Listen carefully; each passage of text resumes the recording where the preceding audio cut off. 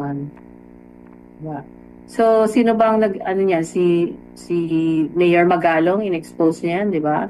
Opo. So, ganun yung hatian dun eh. So, meron ngang ginastos ng gobyerno, pero karamihan doon napunta lang sa konting tao, hindi sa kalahatan. Kaya ganyan yung sitwasyon natin ngayon.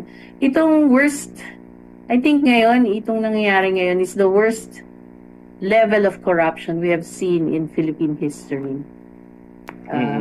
Napakalaki ng leakage. Kasi hindi lang sa flood control, meron pa sa yung ibang klaseng infrastructure, meron sa DepEd, meron sa PhilHealth, meron sa PDIC, meron sa mga bangko na linipat sa Maharlika Fund, meron pa sa